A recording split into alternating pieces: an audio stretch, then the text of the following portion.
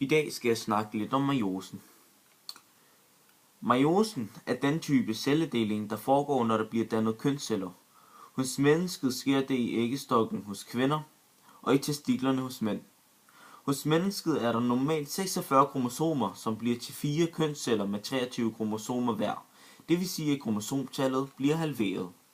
Meiosen har 4 celler, som er genetisk forskellige, hvilket sikrer genetisk ensartethed. Denne genetisk forskellighed, som opstår i tilknytning til vores forplantning, har en meget stor overlevelsesbetydning for mennesket som art. Nu vil jeg forklare de forskellige faser i meiosen. Den første fase, kaldet interfase. Her er cellen ikke i deling endnu, og kromosomerne er endnu heller ikke synlige. Desuden fordobler kromosomerne sig i interfasen. Fase 2. Profasen. Nu er cellens kromosomer blevet fordoblet. Kromosomerne har trukket sig sammen og nu blevet synlige. Nu laver kromosomerne en såkaldt overkrydsning, ved at de lægger sig sammen og bytter DNA-stykker. Kromatiderne, der parvis var genetisk ens før, bliver nu genetisk forskellige. Fase 3. Metafasen. Kromosomerne ligger stadig parvis i cellens midterplan.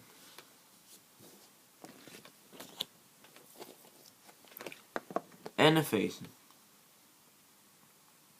I anafasen bliver kromosomerne fra hvert par adskilt. Det sker ved hjælp af tandtråd og centrioler, ligesom det også sker i mitosen.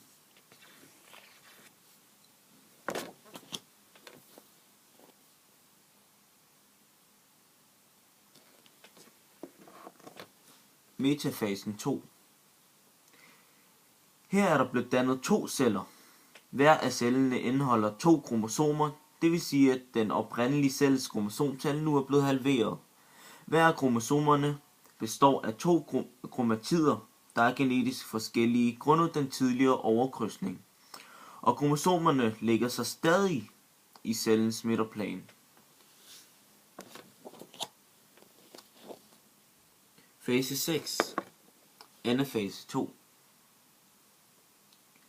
Her bliver de 2 kromatider i hvert kromosom nu adskilt.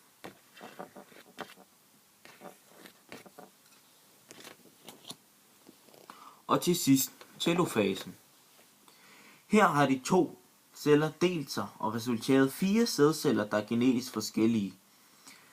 Hver sædcelle indeholder det halve antal kromosomer af den oprindelige celles kromosomtal. Mænd producerer ved meiose ca. 100-200 millioner sædceller per dag, og kvinden anlægger i begyndelsen 1-2 millioner æggeceller i 3. måned af deres fosterliv. Desværre bliver kun 400-500 af disse til færdige æggeceller, som kvinden løsner 1 af gangen, cirka hver 4. uge af sin fertile alder. Æggecellen bliver først helt færdigdannet, hvis den bliver befrugtet. Det var så det, jeg havde at snakke om.